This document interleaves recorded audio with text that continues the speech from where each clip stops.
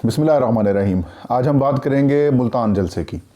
मुल्तान का जलसा हो गया। पाकिस्तान डेमोक्रेटिक मूवमेंट ने अपना जो शो दिखाना था वो दिखा दिया और हुकूमत की जानिब से उनको इजाज़त भी दी गई और अचानक ही पंजाब हुकूमत और पंजाब इंतज़ामिया की जानिब से उनको इजाज़त मिली और इसके ऊपर कई किस्म के सवालात भी उठे। आज हम बात करेंगे कि कौन जीता, कौन हारा और किसकी पसपाई हुई और पस पर्दा मुहरक़ात क्या थे कि उनको जो इजाज़त दी गई है PDM को जलसा करने की, और जलसे में कितने लोग थे। तो ये तो वैसे ही एक फ़जूल किस्म की बहस होती है।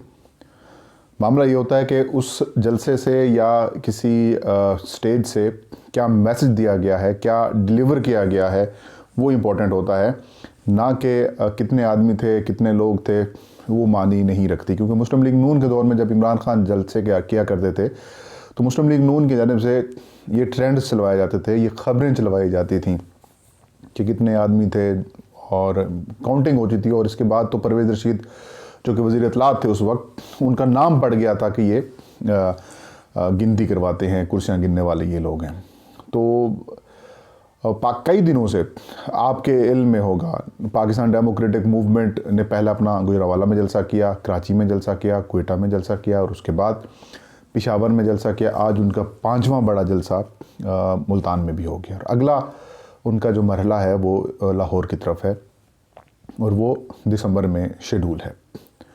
अब सिचुएशन ये है कि पाकिस्तान डेमोक्रेटिक मूवमेंट अपने जो आखिरी हदफ है उसके हुसूल की तरफ गामज़न है। और पहले जब 4 जलसे हुए या पहले 3 जलसों की बात करें, जो कोविड-19 की जो दूसरी लहर है उसकी जो खौफनाक हद तक जो वो जाने से पहले है, वो जो 3 जलसे हुए उसमें इंतज़ामिया की जानिब से कोई इनकार नहीं किया गया। जलसों से कोई 15-20 दिन पहले वज़ीर-ए-आज़म इमरान खान की सरबराही में इजलास होता है और उस इजलास में उनको इजाज़त दे दी जाती है, खेलें भाई। उसके बाद जी इन 3 जलसों, यानी कि अगर हम गुजरांवाला, कराची और क्वेटा के जलसे की बात करें तो उससे पहले कोई डिस्कशन नहीं हुई थी कि जलसा गाह की तैयारियां हो रही हैं, ये इश्यूज़ पड़ रहे हैं, ये लड़ाई चल रही है। लेकिन जब ये पोस्ट कोविड सिचुएशन पैदा हुई, जब पेशावर में जलसा हुआ तब भी उससे पहले इश्यूज़ शुरू हो गए, लेकिन ऐसा इतने नहीं बढ़े थे। लेकिन जैसे मुल्तान के जलसे की बारी आई तो उस जलसे को इंतज़ामिया की नाअहली की वजह से जलसा होने से पहले ही उसको कामयाब करवा दिया गया। पॉलिटिकल अगर पर्सपेक्टिव से आप देखें कि कोई जलसा अगर आपको, हुकूमत को, इंतज़ामिया को तकलीफ़ देनी हो तो आप उसको जो रुकवाने के लिए कोशिशें करते हैं वो बेसिकली उस जमात की जीत होती है। मुझे याद है नाजरीन, जब इमरान खान ने लॉकडाउन किया था तो लॉकडाउन का अनाउंसमेंट हुई थी तो पूरी रियासत हरकत में आ चुकी थी। इस्लामाबाद में पंजाब पुलिस भी थी, इस्लामाबाद में आज़ाद कश्मीर की पुलिस भी थी, इस्लामाबाद में और भी जो कानून नाफिज करने वाले इदारे हैं वो मौजूद थे। और सिचुएशन ये थी कि तहरीक इंसाफ के चेयरमैन उस वक्त इमरान खान के घर को चारों तरफ से बंद कर दिया गया था, सील कर दिया गया था, तमाम सड़कें बंद कर दी गई थी। मैंने बनी गाला ख़ुद तकरीबन 8 से 10 दिन वहाँ पर ड्यूटी की थी और इमरान खान को किसी से नहीं मिलने दिया जाता था। इवन के जो पार्टी सरबराहान थे वो भी नहीं मिलने दिए जा रहे थे। उनके घर का खाना भी बड़ी मुश्किल से आगे पहुँचाया जाता था। किसी पार्टी रहनुमा को वहाँ पर पहुँचने की इजाज़त नहीं थी। और ऐसे ही पाकिस्तान तहरीक इंसाफ जो दीगर लोग हैं, जो सरकर्दा रहनुमा थे, उनके साथ भी यही हुआ। वज़ीर आला खैबर पख्तूनख्वा परवेज़ खट्टक के काफ़िले को भी अटक पुल पर रोक लिया गया, वहाँ पर उनके साथ भी बहुत ज़्यादा जुल्म तशद्दुद किया गया। लेकिन उससे एक मैसेज ये आया कि जब हुकूमत ने और इंतज़ामिया ने ये फ़ैसला कर लिया कि भाई लॉकडाउन नहीं होने देना, इन लोगों को आगे नहीं आने देना, तो फिर रियासती इदारों ने लब्बैक किया और उन्होंने उसे आने नहीं दिया। इमरान खान को वो लॉकडाउन नहीं करने दिया। लेकिन उस लॉकडाउन को जो इमरान खान ने लॉकडाउन करना था वो शायद महदूद पैमाने पे होता, लेकिन इंतज़ामिया ने उसको बड़े पैमाने पर लॉकडाउन करके उसको कामयाब कर दिया। और ऐसे ही हुआ है, ऐसे ही मुल्तान में हुआ है।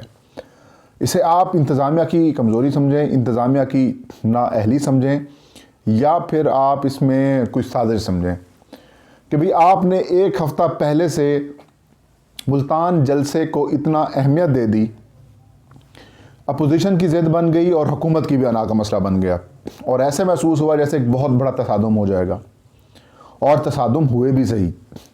वो जो अपोजिशन ख़ुद को राग लाती है कि हम बड़े पुरअमन लोग हैं और हमारे जलसों में कोई गमला भी नहीं टूटता, वो टूटे। आपने एक स्टेडियम पर हमला किया, आपने वहाँ पर जो मनाजिर सामने आए हैं उससे आपकी जो पुरअमन रहने वाली जो मंतक है वो बिल्कुल एक्सपोज हुई।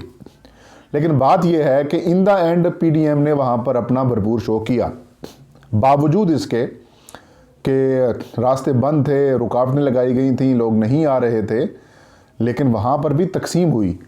जो आम वर्कर्स थे उसके लिए रुकावटें लगाई गई थी, लेकिन जब मरकज़ी कायदीन आते थे तो उनके लिए रुकावटें नहीं थी। आसफा भुट्टो वहाँ पर पहुँची, मरीम नवाज़ बड़े प्रोटोकॉल के साथ वहाँ पहुँची, मौलाना फजलुर रहमान भी वहाँ पर पहुँचे, और भी जो रहनुमा हैं पीडीएम के वो वहाँ पर पहुँचे हैं, लेकिन इंतज़ामिया ने उनको नहीं रोका। इंतज़ामिया ने अगर रुकावटें खड़ी की हैं तो यकीनन मुल्तान के शहरियों के लिए होंगी या फिर उन वर्कर्स के लिए होंगी जिनकी कोई आवाज़ नहीं होती।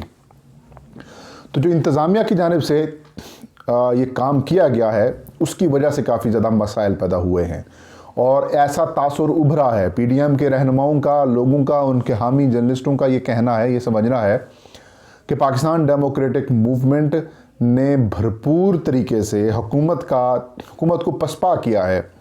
हुकूमत को, इंतज़ामिया को अपनी पोजीशन वापस लेनी पड़ी है, और ये लोग कह रहे हैं कि जब लोग बहुत ज़्यादा आ जाती हैं तो फिर इंतज़ामिया रुकावटें खुद ख़त्म कर देती है, और ऐसा ही हो रहा है, महसूस हो रहा है कि ऐसा ही हुआ है। क्योंकि मैंने पहले कहा कि जब आपकी इंतज़ामिया कमिटेड हो और आपने एक फर्म किस्म का डिसीजन लिया हुआ हो, जैसा कि मुस्लिम लीग नून के दौर में इमरान खान के लॉकडाउन को रोकने के लिए लिया गया था, तो लॉकडाउन तो दूर के बाद इमरान खान के पास खाना भी नहीं पहुंच पाया था, और आपने क्या किया है, मरकज़ी लीडर्स आ रहे हैं, एयरपोर्ट से भी आ रहे हैं, हेलीपैड भी उनके लिए बनवाया गया है, एविएशन की जानिब से उनको इजाज़तें भी दी गई हैं, और तो और मोटरवे के ज़रिए मरीम नवाज़ भी पहुँच गई हैं।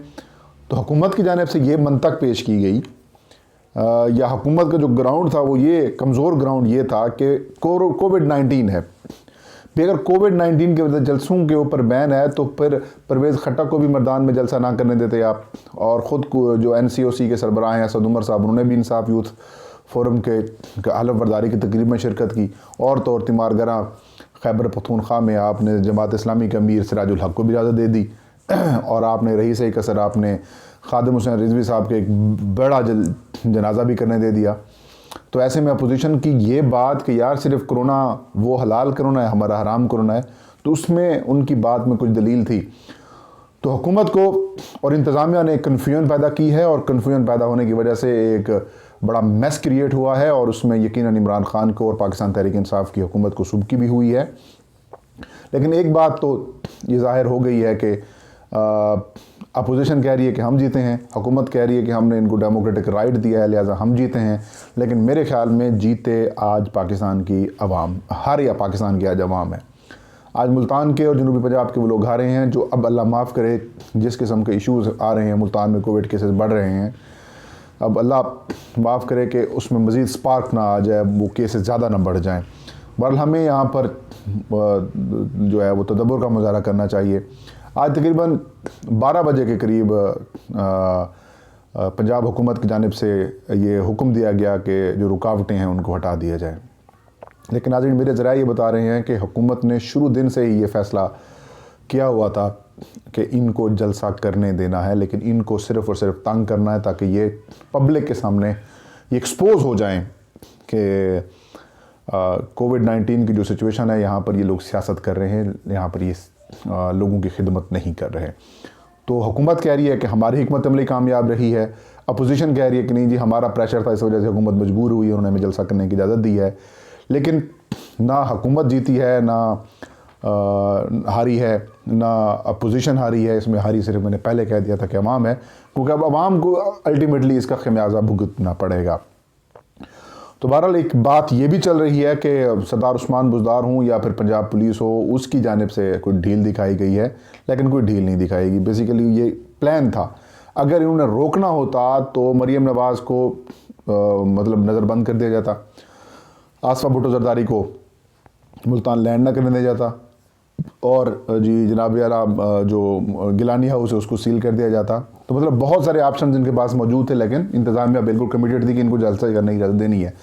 अब अगला जलसा इनका लाहौर की तरफ है, और लाहौर में अगर कोरोना के केसेस ज़्यादा ना हुए और सिचुएशन बेहतर रही तो अगर लाहौर में जलसा हुआ तो उसके बाद फिर इस्लामाबाद आने का ऐलान किया जाएगा कि इस्लामाबाद में आकर यहाँ पर एक बार फिर आज़ादी मार्च 2 की जो एक मामला है उसको रिपीट किया जाएगा। तो नाज़रीन, ये थी आज की वीडियो। इंशाल्लाह नेक्स्ट वीडियो में नई खबर के साथ हाजिर खिदमत होंगे। तब तक मुझे इजाज़त दीजिए। अपना और अपने चाहने वालों को ढेर सारा ख्याल रखें। अल्लाह हम सबका हामी नासिर हो।